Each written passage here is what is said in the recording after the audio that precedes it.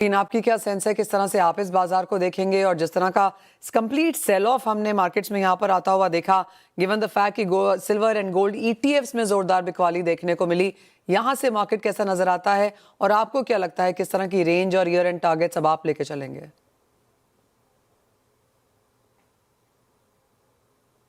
नवीन, आप म्यूट पर हैं।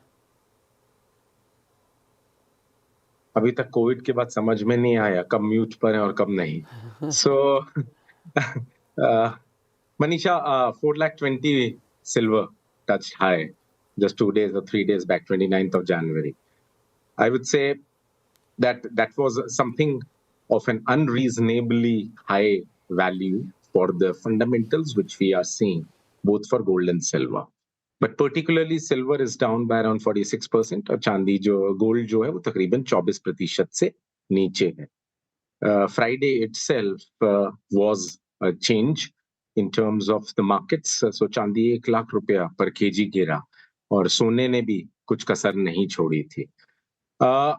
मानना ये है कि मेरा सोचना ये है और हमारा प्रोफेशनल ऑर्गेनाइजेशन से भी यही व्यू है कि फिलहाल ये प्रॉफिट बुकिंग है.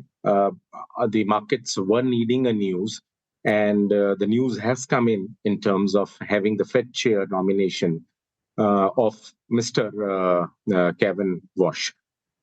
हॉक है वो, इन्फ्लेशन हॉक है और मुझे लगता है कि ब्याज दरें जो हैं वो कम नहीं करेंगे. एंटिसिपेशन ये था कि the president of the US would nominate somebody who would be dovish in terms of monetary policy, which means कि जो monetary policy है वो loosened रहेगी.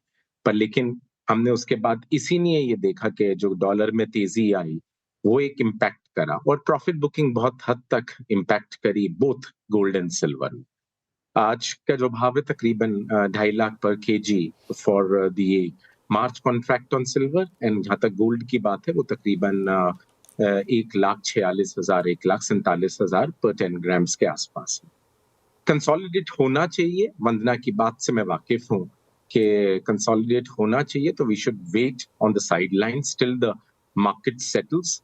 बिल्कुल ठीक बात है कि आज कॉमेक्स खुलेगा, although our markets were open on Sunday and हम सुबह से देख रहे हैं मार्केट में जो गिरावट आई है, हमने कल भी देखी थी जो गिरावट आई थी, but that is discounted anyway.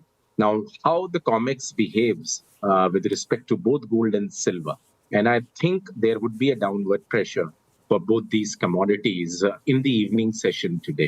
So overall trend for a medium term or intermediate term, means I would say short to medium term, is little negative, but positive on a long term basis. But I would still say that I would bet gold on the positive than the silver. But consolidate hoga gold about 120,000 1,25,000 के आसपास, और सोना चांदी मुझे लगता है तकरीबन 2 लाख के आसपास, 5,000 10,000 ऊपर नीचे कंसोलिडेट होना चाहिए. Let the markets consolidate, take a breath and then take the positions from there on. But positive है, मतलब कि जो फंडामेंटल्स हैं वो दोनों कमोडिटीज के लिए अभी भी पॉजिटिव ही है.